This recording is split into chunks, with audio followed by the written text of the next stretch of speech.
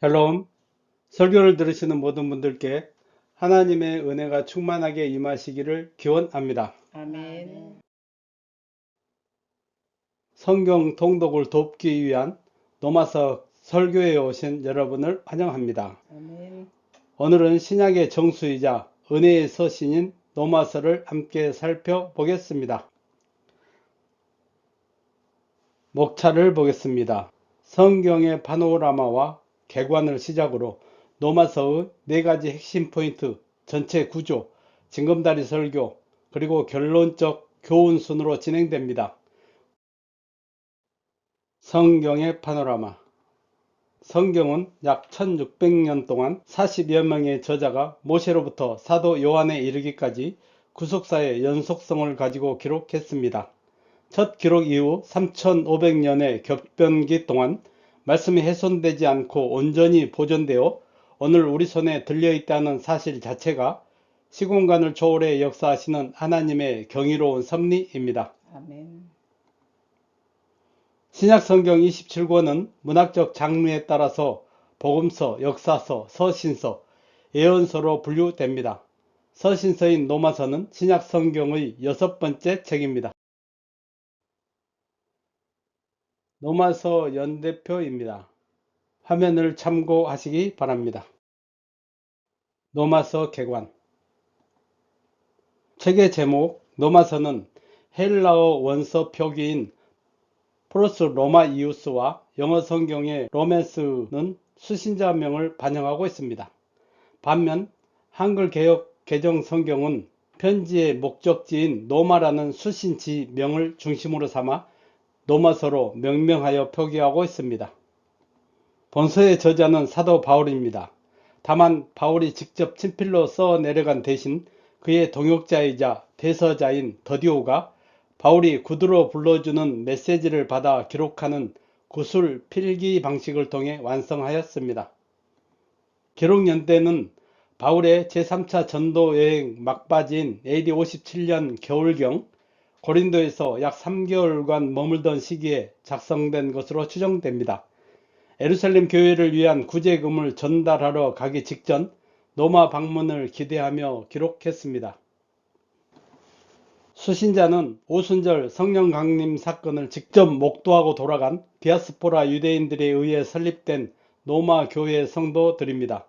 구성원은 다수의 이방인 신자와 소수의 유대인 신자로 이루어져 있습니다. 핵심 주제는 오직 믿음으로 의롭게 된다는 이신칭의의 복음 원리입니다. 복음의 신학적 정수와 더불어 은혜로 의로워진 성도가 세상 속에서 어떻게 거룩하고 실천적인 삶을 살아내야 하는지 명확하게 제시합니다. 노마서 체크포인트. 노마서를 이해하는 4가지 열쇠입니다. 첫 번째, 성경이 보여주는 하나님의 구원 계시는 일거에 주어진 것이 아니라 역사와 인물을 통해 점진적으로 주어졌으며 신약의 서신들에서 가장 완성되고 직설적인 형태로 나타납니다. 본래 에덴 동산에서 인간은 순수성을 간직한 채 하나님과 선악과 언약을 맺고 풍성한 교제를 누렸습니다. 그러나 인간의 타락으로 이 언약이 파기되면서 씻을 수 없는 법적 결격 사유가 발생했고 영원한 형벌에 처해지게 되었습니다. 하지만 창조주 하나님은 인간을 사랑하사 성자 예수 그리스도를 인류의 새로운 법적 대표로 보내셨습니다. 예수님의 성육신과 대속순환을 통해 죄책을 사면받고 의인의 죄의를 회복하는 구약 언약을 새롭게 체결하신 것입니다. 그 결과 오늘날 우리는 비록 타락의 여파로 질고 속에 살지만 동시에 믿음을 통해 영원한 천국 구원을 얻을 수 있는 은혜로운 기회의 시대를 살아가고 있습니다. 노마서가 전개하는 가장 기본적이고 핵심적인 주제는 이신칭의입니다. 이는 온전히 의롭지 못한 인간이라도 예수 그리스도의 대속 공로를 믿고 회개할 때 영적 법적으로 그리스도와 연합하여 하나님 앞에서 의인으로서의 지위를 회복하는 원리입니다. 이를 인간의 입장에서 보면 의인의 지위를 얻어내는 득의이며 하나님의 입장에서 보면 의롭다고 칭해 주시는 칭의입니다. 아담의 범죄로 잃어버렸던 의인의 지위를 회복하는 이 사건은 성도가 실질적인 구원의 단계에 돌입하는 출발점입니다. 나아가 소명에서부터 영화에 이르기까지 구원의 전 과정과 천국의 축복을 누리기 위해 항구적으로 요구되는 가장 기초적이고 필수적인 법적 요건이 됩니다. 로마서를 깊이 이해하려면 당시 로마 교회의 특수한 형편을 알아야 합니다. 본래 디아스포라 유대인들이 중심이 되어 세운 이 교회는 AD 49년 글라우디오 황제의 유대인 추방령으로 인해 큰 지각 변동을 겪습니다. 훗날 추방령이 해제되어 유대인들이 돌아왔을 때 교회는 이미 이방인 신자들이 압도적 다수를 차지한 상태였습니다. 이로 인해 두 그룹 간에 심각한 갈등이 발생했습니다. 소수로 전락한 유대인 신자들은 구약의 율법을 문자 그대로 지켜야만 구원을 얻는다는 율법주의에 갇혀 있었습니다. 반면 다수파인 이방인 신자들은 믿음으로 구원받았으니 과거의 방탕한 삶을 살아도 문제없다는 방종에 빠져 있었습니다. 이에 바울은 유대인에게는 행위가 아닌 은혜로 얻는 구원을, 이방인에게는 구원받는 자다운 거룩한 삶을 설파하여 진리를 가르쳤습니다. 결론적으로 로마서는 바울이 제시한 이신칭의, 즉 구원을 위해 새롭게 제시된 하나님의 의를 중심축으로 삼아 다양한 신학적 주제들이 정교하게 맞물려 있는 거대한 건축물과 같습니다. 이 하나님의 의라는 관점에서 보면 모든 교리가 명확해집니다. 죄는 하나님의 의에 미달되는 상태이며 심판은 그 죄에 대한 하나님의 반응입니다. 칭의는 행위와 무관하게 믿음으로 주어지는 하나님의 의로운 선물이고, 성화는 그 하나님의 의가 성도의 삶에 적용되어 나타나는 실질적 효력입니다. 이 의는 성도를 최후의 승리로 이끌어주며 구속사 속에서 나타난 하나님의 주권을 선명하게 보여줍니다. 마지막으로 기독교 윤리란 이처럼 값없이 받은 하나님의 의를 성도의 실천적인 삶을 통해 세상 밖으로 표출해내는 아름다운 결과물입니다. 로마서 내용 분해. 로마서는 서신서의 형식을 취하고 있으면서도 도입부와 길고 치밀한 본론부, 그리고 종결부로 구성되었습니다. 도입부, 사도 바울의 자기소개와 로마 성도들을 향한 안부 및 감사의 기도가 담겨 있습니다. 또한 로마 교회를 방문하고자 하는 열망과 사역 동기를 밝힙니다. 특히 본서 전체를 관통하는 핵심 주제이자 인간 구원의 방편으로 새로이 제시된 하나님의 의를 요약하여 선언합니다. 본론부, 이신칭이라는 하나의 포괄적인 주제를 5단계로 세분하여 전개됩니다. 첫 번째, 죄와 심판. 이방인과 유대인을 막론하고 모든 인류가 하나님 앞에서 절망적인 죄 아래에 있음을 선언합니다.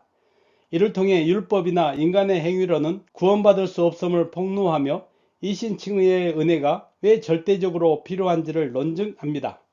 두 번째, 칭의. 율법의 행위로 의에 도달할 수 없는 인간에게 하나님께서 율법 외에 한 의를 나타내셨음을 선포합니다. 오직 그리스도를 믿는 믿음으로 말미암아 값없이 은혜로 주어지는 믿음의 의를 제시합니다. 세 번째, 성화 및 최후의 승리. 하나님의 의가 성도에게 가져다주는 효력과 열매를 설명합니다. 그리스도와 연합하여 죄에 대해 죽고 의에 대해 사는 성화의 삶과 성령의 인도하심 속에서 결코 끊어지지 않는 하나님의 사랑으로 얻게 될 최후의 승리를 보증합니다. 네 번째, 구속사의 섭리와 하나님의 주권. 이신칭의 원리에 근거한 구속사의 전개 과정을 다룹니다.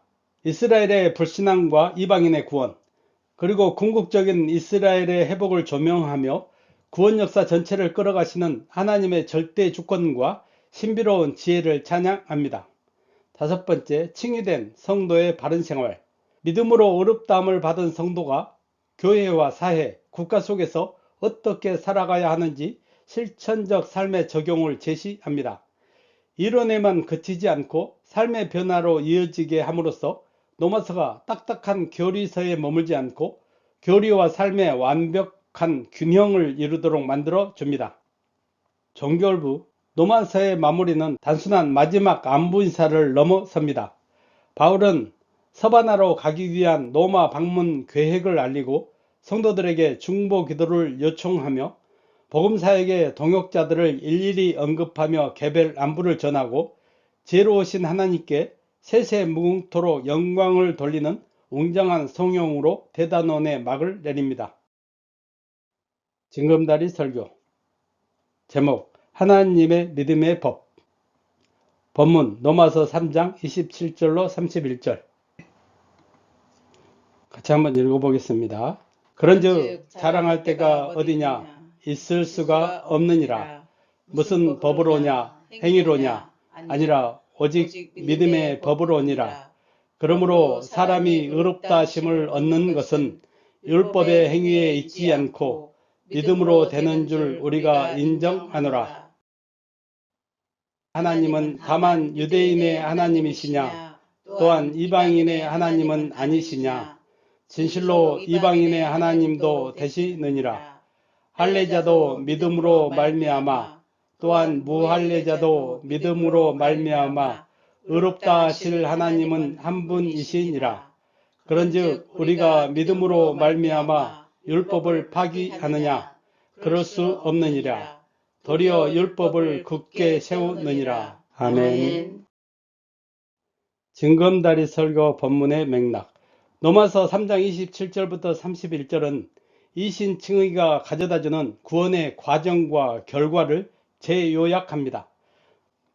본문은 이신득의 원리와 이신칭의 진리가 구체적으로 어떻게 믿는 자들에게 구원을 가져다 주는지 그 과정에 대하여 심층적으로 설명하고 그러한 이신칭의의 결과에 대하여 논증하고 있는 3장 21절부터 5장 21절까지 이어지는 일련 기사의 연속 부분입니다. 여기서는 율법 위에 의를 획득하는 새 길로 제시된 이신칭의 원리에 대하여 설명하고 있는 3장 21절로 26절에 이어 이신칭의와 관련한 세 가지 핵심 사항을 요약하여 제시하고 있습니다. 구체적인 첫째 내용은 사람이 의롭다 하심을 얻는 것은 예수 그리스도의 구속 사역과 그에 대한 믿음으로만 되는 것이므로 인간의 편에서는 자랑할 것이 전혀 없다는 것입니다. 둘째는 믿음으로 말미암아 의롭게 되는 것은 유대인이나 이방인이나 곧 만인에게 차별 없이 적용되는 보편적 은혜라는 것입니다. 셋째는 믿음을 통해 주어지는 하나님의 의는 율법의 행위와 관계없이 주어지지만 그것으로 율법이 폐하여지는 것이 아니라 오히려 견고하여진다는 것입니다. 바울은 이 짧은 본문에서 도전적인 질문을 무려 6회나 던지면서 그의 일일이 답을 달고 있습니다. 물론 이러한 논증과 논박은 본문만의 특징이 아닙니다. 사도 바울이 논증과 논박을 매우 즐겼다는 것은 그의 서신서들을 읽어보면 밝히 드러납니다. 우리가 알다시피 사도 바울은 무식하고 허탄한 변론을 피하라고 직접 권면한 당사자입니다. 그럼에도 이와 같이 그가 변론을 전개했다는 것은 진정한 복음 설파를 위해 바른 진리적 논증이 반드시 필요함을 보여줍니다. 징검다리 설교 본문의 포인트 및 적용. 첫 번째, 자랑할 수 없는 구원. 본문에서 강조되는 믿음은 인간의 어떠한 행위나 공로와도 철저히 대조되는 개념입니다. 루터가 사도 바울의 의도를 살려 오직 믿음으로 번역한 것은 훌륭한 시도였으나 자칫 믿음조차 인간이 스스로 이루어낸 결단이나 행위라는 또 다른 공로로 오해받을 위험을 낳았습니다. 이를 방지하기 위해 바울은 단지 믿음만을 언급하지 않고 믿음의 법, 즉 구원의 원리와 시스템을 제시합니다. 만일 인간이 자신의 힘으로 거룩한 일을 해냈다면 인간의 위대함이 자랑거리로 남겠지만 하나님께서 인류 구원을 위한 믿음의 원리를 설계하시고 직접 작동시키셨기에 영광을 받으실 분은 오직 하나님 한 분뿐이십니다. 아멘. 예수님을 믿었다는 사실 자체도 하나님의 작동하심에 따른 결과일 뿐 우리에게 어떠한 자격이나 자랑할 공로가 되는 것은 아닙니다. 아멘. 삶에 적용을 해보겠습니다. 성도의 구원은 우리의 어떠한 의로움이나 노력도 개입될 수 없는 전적인 하나님의 은혜입니다. 아멘. 우리가 복음을 전할 때 예수님을 믿으면 구원받는다고 말하지만 이것이 내가 결단하여 믿었기 때문에 구원받았다는 착각이나 영적 자만으로 이어져서는 안 됩니다. 아멘. 우리가 복음을 들었을 때 거부하지 않고 결단할 수 있었던 심령의 상태조차 하나님께서 가동하신 은혜의 시스템이자 선물입니다. 아멘. 따라서 성도는 신앙생활을 해 나가며 자신의 열심이나 헌신, 신앙 경력을 은근히 자랑하는 공로주의적 태도를 철저히 내려놓아야 합니다. 아멘. 믿음이라는 도구를 통하여 아무 조건 없이 우리에게 구원을 선물로 주신 하나님의 한없는 은혜 앞에 날마다 깊은 감사와 겸손의 삶으로 반응하는 것이 성도의 마땅한 삶의 태도입니다. 아멘. 두 번째, 편협한 신앙의 타파. 당시 유대인들은 하나님을 오직 자신들만의 하나님으로 고정하는 극단적인 민족 이기주의에 빠져 있었습니다.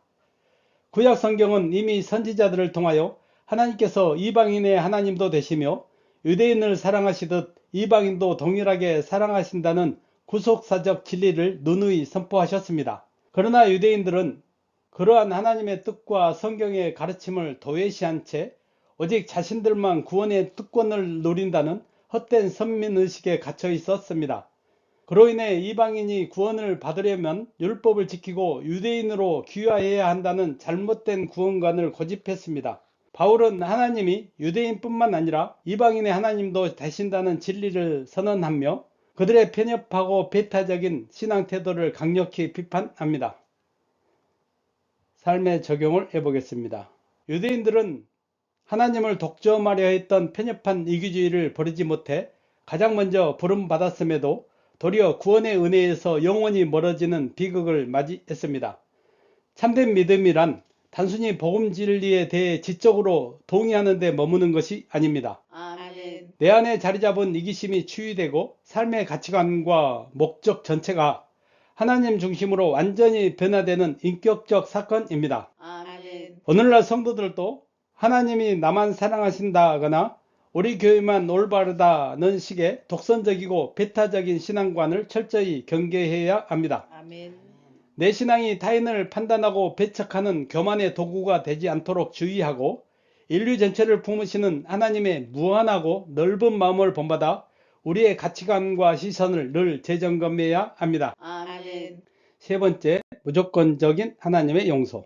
바울이 하나님은 한 분이라고 강조한 것은 단순한 유일신 사상을 넘어 할례자든 무할례자든 믿음으로 어렵다 하시는 하나님의 역사에 조금의 내적 갈등이나 모순이 없음을 뜻합니다.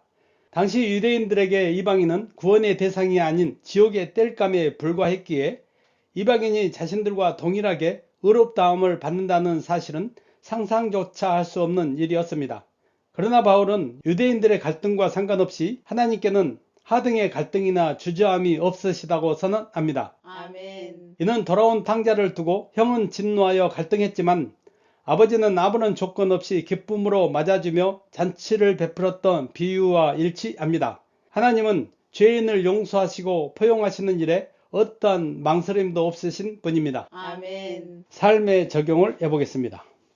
하나님은 주 예수를 믿고 돌아오는 모든 죄인을 용서하시고 의롭다 하시는 일에 어떠한 불편한 기색이나 내적 갈등도 보이지 않으십니다. 아멘. 그런데 우리는 정작 자신은 큰 죄를 용서받았으면서도 세상에 죄 많은 사람이 교회에 들어오거나 나에게 상처를 준 사람이 하나님 앞에 돌아올 때 무의식적인 편견과 미움을 품곤 합니다. 이는 죄인을 향한 하나님의 마음을 깊이 깨닫지 못했기 때문입니다. 우리는 조건 없이 나 같은 죄인을 품어주신 하나님의 크신 사랑을 날마다 배워야 합니다. 아멘. 사람을 판단하는 나의 인간적인 기준과 편견을 겸손히 내려놓고 모든 죄인을 향해 차별 없이 흘러가는 하나님의 거룩한 사랑과 용서를 삶 속에서 실천하는 참된 성도가 되어야 합니다. 아멘. 네 번째, 복음과 율법의 완벽한 조화. 이 신칭의 복음을 들은 유대인들은 믿음으로 구원받는다는 원리가 하나님께서 주신 거룩한 율법을 무효화하고 폐기하는 것이라며 강력히 반발했습니다. 그러나 바울은 복음이 율법을 폐하는 것이 아니라 오히려 율법을 굳게 세운다고 단언합니다. 예수님은 율법을 폐하러 오신 것이 아니라 완전케 하러 오셨으며 이 땅에서 흠없는 순종의 삶을 사셨을 뿐만 아니라 십자가 대속의 죽음을 통해 율법이 요구하는 모든 형벌과 조건을 완전히 만족시키셨습니다. 아멘. 따라서 예수 그리스도를 믿음으로 의롭게 된다는 이신칭의 복음 진리는 율법과 대립하거나 배척하는 관계가 아니라 율법의 참된 목적을 완성하고 성취하는 거룩한 원리입니다. 아멘. 삶에 적용해 보겠습니다. 오직 믿음으로 의롭게 되었다는 사실이 율법을 무시하거나 방종한 삶을 정당화해주는 면죄부가 될 수는 없습니다. 아멘. 예수님께서 십자가에서 다 이루셨으니 이제 내 마음대로 자유롭게 살아도 된다는 생각은 이신칭의 복음의 본질을 오해한 무서운 착각입니다. 예수 그리스도를 통해 참되게 구원받은 성도는 율법의 무거운 정죄와 공포로부터 완벽한 자유를 누리는 동시에 나를 위해 죽으신 은혜에 감사하여 자발적으로 율법의 핵심인 사랑을 실천하며 살아가게 됩니다. 아멘. 우리는 복음 안에서 정죄의 두려움으로부터 자유로워지는 동시에 성령의 도우심을 받아 하나님 말씀을 성실히 준수하는 성숙하고 거룩한 신앙인이 되어야 합니다. 아멘. 로마서 교훈. 로마서가 우리에게 주는 삶의 지침입니다. 첫 번째, 성도는 구원의 출발부터 완성까지 이끄는 복음의 절대적 능력을 확신하고 사도 바울처럼 영혼을 살리는 복음 전파의 거룩한 열정을 일상의 첫 자리에 두어야 합니다. 아멘. 바울이 로마 성도들에게 달려가고자 했던 이유는 복음이 모든 믿는 자를 구원하시는 하나님의 유일한 능력이기 때문입니다. 아멘. 복음 안에 나타난 하나님의 의는 단순한 교리가 아니라 우리 삶을 근본적으로 바꾸고 거룩하게 이끄는 살아있는 하나님의 역사입니다. 아멘. 오늘날 우리는 세상의 화려함이나 인간적 수단에 의지하려는 유혹을 받기 쉽습니다. 그러나 인류를 죄에서 건지는 능력은 오직 복음뿐입니다. 아멘. 그러므로 성도는 구원의 기쁨에만 안주하지 말고 담대히 복음을 전하는 삶을 온 심령으로 살아내야 합니다. 아멘. 두 번째, 성도는 자기 행위나 신앙적 공로를 의지하는 영적 자만을 버리고 오직 십자가에서 조건 없이 주어진 하나님의 한없는 은혜만을 겸손히 자랑해야 합니다. 아멘. 로마서는 하나님 법정 앞에서 유대인이든 이방인이든 단 한 사람의 예외도 없이 모두 심판받을 죄인임을 단호히 선언합니다. 아멘. 자신의 도덕성이나 열심으로 하나님 앞에 의롭다함을 얻으려는 모든 시도는 거룩한 율법 기준 앞에서 무너질 수밖에 없습니다. 아멘. 죄로 부패한 인간은 스스로 구원에 이를 수 없기에 하나님은 율법 외에 한 의인 예수 그리스도의 대속을 조건 없는 선물로 주셨습니다. 아멘. 이 진리는 우리에게 철저한 겸손을 요구합니다. 아멘. 나의 자격을 내려놓고 값없이 주신 십자가 사랑에 매일 감격하는 것만이 성도의 마땅한 삶의 태도임을 교훈합니다. 아멘. 세 번째, 성도는 자신의 의지나 육신의 노력을 내려놓고 보혜사 성령의 도우심과 말씀 순종을 통해 죄와의 영적 전쟁에서 매일 승리하는 삶을 살아야 합니다. 아멘. 거듭난 성도라 할지라도 부패한 본성과 싸우며 때로 넘어지는 내적 갈등을 겪는 것은 당연한 일입니다. 율법과 내 결단은 거룩한 삶의 기준만 제시할 뿐 그것을 실제로 이룰 능력을 주지 못합니다. 로마서가 제시하는 승리의 핵심 비결은 오직 성령을 쫓아 행하는 것입니다. 아멘. 내 힘으로 죄를 이기려 애쓰기보다 성경을 꾸준히 읽고 깊이 기도하는 일상 속에서 성령의 조명하심에 귀 기울여야 합니다. 아멘. 성령께 온전히 순종할 때 성령께서는 우리 삶의 중심에서 죄를 이기고 거룩을 이룰 능력을 친히 공급하여 주십니다. 아멘. 네 번째, 성도는 은혜로 구원받았다는 사실을 방종의 기회로 삼지 말고 거룩한 성화의 삶을 결단해야 하며 끊어지지 않는 하나님의 사랑 안에서 최후 승리를 확신해야 합니다. 아멘. 참된 믿음의 의는 성도를 단순히 구원하는 데 그치지 않고 하나님의 성품을 닮아가는 거룩한 삶으로 반드시 인도합니다. 아멘. 비록 이 땅에서 죄와 싸우며 때로 넘어지고 낙심할지라도 절망할 필요는 없습니다. 바울이 확신했듯 그 어떤 고난이나 환난도 그리스도 예수 안에 있는 하나님의 절대적인 사랑에서 우리를 끊을 수 없기 때문입니다. 아멘. 성화의 과정이 고단할지라도 궁극적 승리는 이미 확실히 보장되어 있으므로 담대히 하루하루 거룩함을 이루어 가야 합니다. 아멘. 에필로그. 로마서 분량은 16장 23쪽 정도로 1시간 정도면 충분히 한번 읽을 수 있습니다. 지금 바로 성경을 펴서 로마서를 읽어보시기 바랍니다. 아멘. 말씀을 정리하고 마치겠습니다. 로마서가 선포하는 이신칭의 복음은 자격 없는 우리에게 값없이 주어진 하나님의 완벽한 은혜이자 성도를 거룩한 변화로 이끄는 능력입니다. 아멘. 세상에서 우리의 연약함으로 인해 넘어질 때가 있을지라도 우리 안에 계신 성령과 말씀을 쫓아 순종하며 담대히 성화의 삶을 살아야 합니다. 아멘. 그 어떤 환난이나 시험도 결코 끊을 수 없는 그리스도 예수의 사랑 안에서 마침내 하나님께서 약속하신 최후의 영광스러운 승리를 맛보는 모든 성도님이 되시기를 바랍니다. 아멘. 설교를 들으시고 성경을 읽으시는 모든 분들에게 하나님의 은혜와 평강 그리고 말씀의 능력이 충만하시기를 주의 이름으로 간절히 축원합니다. 아멘. 아멘.